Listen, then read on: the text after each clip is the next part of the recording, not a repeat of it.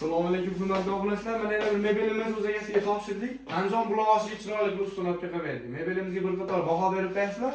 Videoni so'ngigacha ko'rsanglar narxi, qanaqa materiallar qilingan, qanaqa sharni ishlatilgan hamma yo'q haqida ma'lumot beramiz. Bir chegaradan boshlayman. Bu yoqqa 1 metrli o'stirishcha qilib berganmiz, kichikroq qilib. Arzon varianti. Sharnilari juda xizmat qiladigan. O'shanda bularni joylab berganmiz. Mana bu mexanizm hammasi Shushukalarni joylab berganmiz. E'tibor qilsanglar bo'ladi. Hamma yo'lni chiroyli holatda ichida polkalar ichida. Joy kamlik uchun chiroyli qilib, do'konlar uchun joylab berganmiz. Ko'chadagi antresovlari o'rtasini ochroq, atrofini to'qroq qilib, o'zini joyiga moslab taqsim bergan holatda qilib berdik. Orqasida granitlarni ham o'zimiz olib kelib o'rnatib berdik. Polni chiroyli qilib, mo'lkalari hamma yo'lni yaxshi holatda o'rnatib berdik. Duxovkalarni joylab berdik.